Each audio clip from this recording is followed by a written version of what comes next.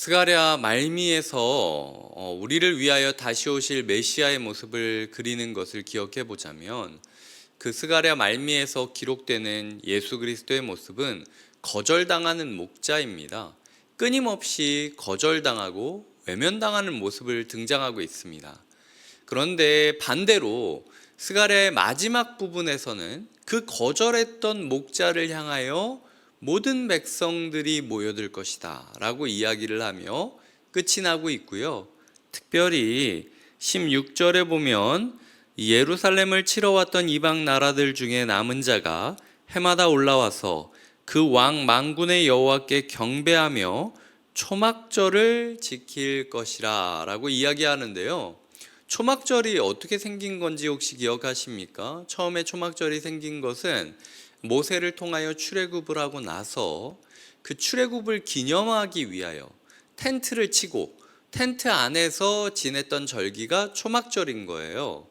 그러니까 이 시대에는 광야 시대이고 우리는 어딘가를 향하고 있고, 하지만 우리의 과거는 이집트 열재앙을 통하여 홍해를 건너 새 출발을 했던 은총의 역사가 있고, 우리의 마지막은 가나안 땅으로 끝낼 것이다라는 확신과 소망으로 채워가는 것.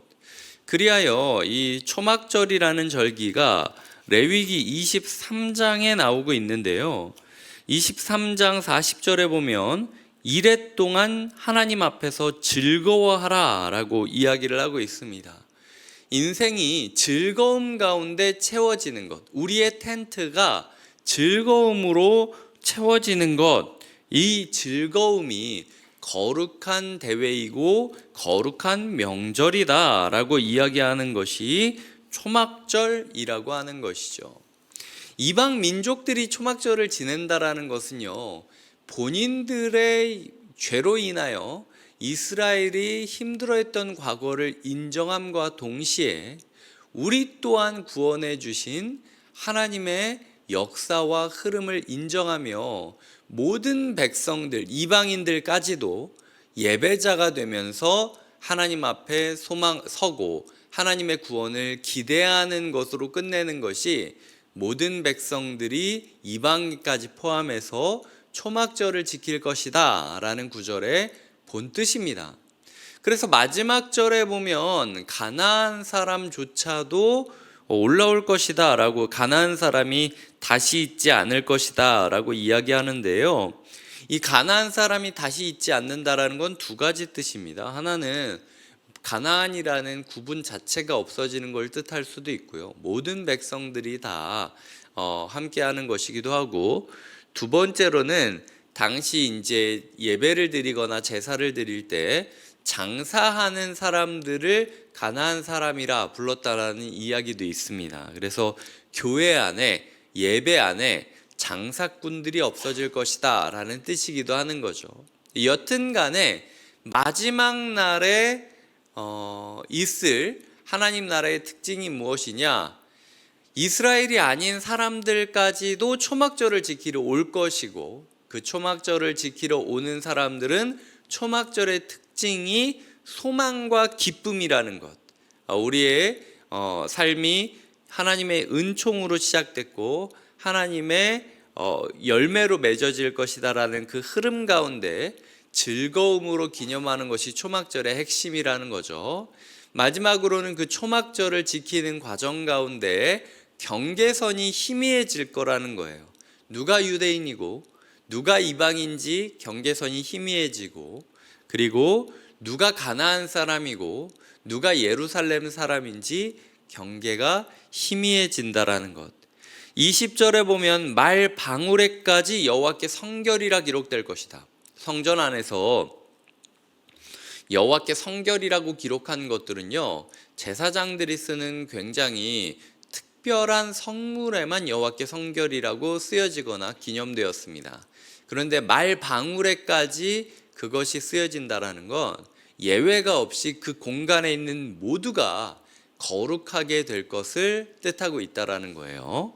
그리고 모든 솥이 제단 앞에 있는 주발과 같이 될 것이다라는 것도 똑같습니다. 여호와께 드리는 이 주발, 이 제사기구를 얼마나 거룩하게 대하겠습니까? 성전 안에서 사람들이 먹고 일하는 사람들이 쓰는 그릇까지도 여호와 앞에 서 있는 주발처럼 거룩하게 될 것이다라는 것이 이 하나님의 예언이라는 것이죠. 이제 이 말씀들을 오늘 우리의 삶에 적용해 보도록 하겠습니다. 우리의 삶에 여러 가지 괴로움이 많이 있다 할지라도 하나님께서는 오늘 말씀 초반부에 말한 것처럼 반드시 갚아주시는 하나님이십니다. 모든 이방인들, 우리를 핍박하는 모든 자들이 죄의 결과를 맞이하게 될 것입니다. 그리고 결국에는 모든 사람들이 함께 모여 초막절을 드리게 될 것이죠. 그렇다면 우리의 삶에도 가장 중요한 초막절의 정신으로 살아가야 되는데 우리는 과연 초막절의 정신으로 살아가고 있는지 고민해 보아야 한다라는 것입니다. 초막절은요, 먼저 아직 완성되지 않은 하나님 나라 백성의 여정을 기억하며 완성될 하나님 나라를 꿈꾸는 것이 초막절의 핵심입니다.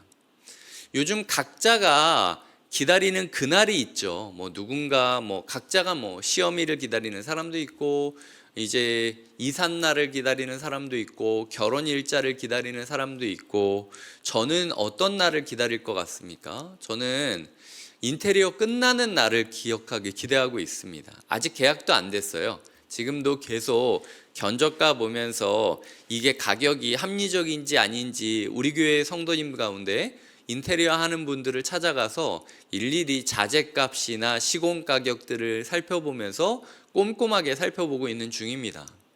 어쨌든 다음 주 안에 이제 계약을 하고 진행한다라고 생각을 했을 때 매일마다 저는 꼽아요. 이게 지금 공사 일정이 그럼 언제 끝날 수 있는 거야? 그리고 매일마다 지금 이제 철거가 끝난 저희 건물 3층에 올라가서 아무것도 없는 공간인데 혼자서 이렇게 그러면은 예배당이 위치해야 되는가, 이렇게 위치해야 되는가, 이렇게도 서봤다가 저렇게도 서봤다가 이 사람 불러서 이야기를 나눠보기도 하고 저 사람 불러서 나눠보기도 하고 누가 보면은 이상한 사람인 줄 알겠어요. 왜냐하면은 다 철거하고 아무것도 없는 공간에서 저 끝까지 갔다가 요 끝까지 왔다가 이렇게 섰다가 저렇게 섰다가 하고 있는 저의 모습을 보면 저게 뭐 하는 거야? 라는 생각이 들 수도 있는 거죠. 하지만 오늘 말씀을 묵상하며 저는 저 나름대로 지금 초막절을 보내고 있구나라는 생각을 하게 되었습니다. 이 시간이 왜 이렇게 더뎌? 왜 이렇게 안 돼? 왜 이렇게 힘들어? 그냥 편하게 그냥 누가 해주면 안 되나? 이런 생각하는 게 아니라 한 땀 한 땀 텐트를 치는 마음으로 지금 시공을 준비하고 있고 의자 하나는 어떤 걸 놓아야 되나, 이거 색깔은 어떻게 해야 되나 이렇게 고민하는 것 자체가 내가 이곳 가운데 함께 드릴 예배를 기대하는 마음으로 소망과 즐거움으로 시간을 보내고 있는가라는 질문이 제 마음 가운데 있는 거죠. 여러분들의 마음 가운데도 같은 꿈과 같은 고민이 있었으면 좋겠습니다. 이 시대를 살아가며 얼마나 힘드십니까? 가정의 문제도 있고 직장의 문제도 있고 그리고 내 인생의 플랜이 어그러지기도 하고 여러 가지 생각이 있겠지만 우리가 집중해야 될 것은 초막절이라는 거예요. 우리가 함께 세워질 예배의 날을 꿈꾸며 함께 이 텐트, 지금 이 주중공간과 또 새롭게 세워질 그 공간이라는 텐트 속에서 어떻게 지낼지를 함께 꿈꾸며 결정하며 기대하며 즐거움을 잃어버리지 않는 것. 그리하여 곁에 있는 교회 성도님들에게 누군가 와서 넌 뭐가 그렇게 좋길래 오늘 그렇게 행복한 거야? 라고 물어볼 수 있는 특별한 즐거움을 우리가 회복하게 된다면 우리가 오늘 이 말일에 있게 될 초막절을 지키는 여호와의 백성과 같은 삶을 살고 있다라는 거죠. 두 번째 적용점은 경계선이 희미해져야 된다는 겁니다. 하나님의 나라는요, 경계선이 희미해집니다. 예배자라는 타이틀 외에 다른 경계선이 희미해져요. 남여라는 경계선이 있습니까? 유대인, 이방인이라는 경계선이 있습니까? 우리의 삶에 그 누구도 환영하고 그 누구도 부담 없이 함께 예배의 자리로 나올 수 있어야 된다라는 것이죠. 종종 새가족들이 이런 이야기를 할 때가 있습니다. 우리 교회 새가족들은 아닌데, 교회에 오면은 기존에 계신 분들이 다 자기를 쳐다보는 것 같다는 거예요. 부담돼서 못 오겠다는 거예요. 내가 왔을 때 나만 새로운 게 너무 티가 나가지고. 근데 사실 제가 보면은 다 서로 모르는 사람이거든요. 근데 이제 그분은 그분 나름대로 부담감을 느끼는 거죠. 사람들이 나를 자꾸 신경 쓰는 것 같고, 자꾸 나에게 다가오려고 하는 것 같고, 자꾸 뭔가 끼어들려고 하는 것 같고 하는 게 부담스럽다라는 거죠. 저는 새가족이냐 원래 다니는 교인이냐라는 경계선조차도 희미해질 정도로 예배를 드리러 왔을 때는 예배에 집중해야 된다 생각해요. 그리고 예배가 끝나고 어느 순간 그 영혼이 우리 교회에 등록을 한다면 등록하는 대로 감사한 거고, 등록하지 않는다면 등록하지 않는 대로 또 감사할 수 있는 겁니다. 잠깐 와서 오아시스를 머금듯 이 공간에 와서 평안을 누리고 돌아갈 수 있다면 우리는 우리의 역할을 다 한 거예요. 그런 부분에 있어서 우리가 새가족이냐 아니면 기존 신자냐, 남자냐 여자냐, 직분자냐 직분자가 아니냐, 교역자냐 교역자가 아니냐, 심지어 말 방울까지도 거룩해지는 곳이 이 예배의 자리인데, 우리가 이 예배자라는 타이틀 외에 자꾸 다른 호칭들을 가져오지 않았으면 좋겠다. 우리 다락방 식구들이니까 우리 다락방 식구가 최고야. 이거 건강한 것 같지만 건강하지 않은 겁니다. 이 곁에 있는 교회 안에서 나도 모르게 편을 만드는 거예요. 우리 부서 전도사님이 최고야. 이것도 좋아 보이지만 어떻게 보면 적절한 건 아니에요. 예배자, 거룩자, 성결자라는 표현 외엔 하나님 앞에서 모든 흔적들을 지우는 것이 필요하다라는 것이 오늘 말씀의 핵심이라는 것이죠.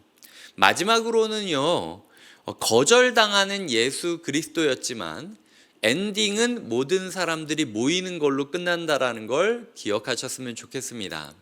이제 우리도 몇 달 뒤에는 초막절을 매듭지으며 다시 한번 새로운 예배 장소에서 예배를 드리게 될 것인데요.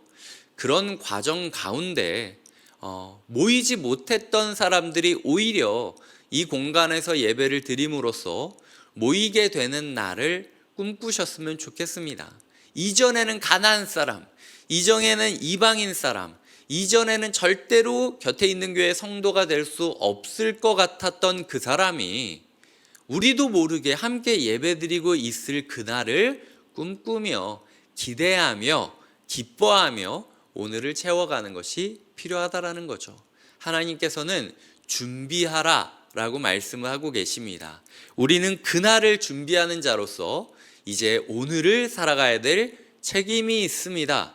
우리가 하나님의 초막절을 지키기 위하여 가정이라는 텐트, 교회라는 텐트, 내 인생이라는 텐트를 치고 있는지, 아니면은 지금 내 삶을 왕궁처럼 꾸미려고 애쓰고 발버둥 치고 있는 것 아닌지 돌아보시는 하루가 되시고, 온전히 주님 주신 텐트 안에서 소망과 즐거움으로 채워가며 예배자라는 경계선 외에 모든 경계선을 지워가며 우리에게 함께 모일 아직 보지 못한 그들을 기뻐하며 웰컴하는 그런 하루가 되시길 주님의 이름으로 축복드립니다. 기도하시겠습니다. 하나님 아버지 감사합니다. 주님, 스가랴서를 매듭지으며 예수 그리스도를 기억하게 됩니다. 예수 그리스도로 인하여 세워지게 될 교회를 기뻐하게 하여 주시고 하나님의 마지막 날을 기대하게 하여 주시옵소서. 예수님의 이름으로 기도드립니다. 아멘.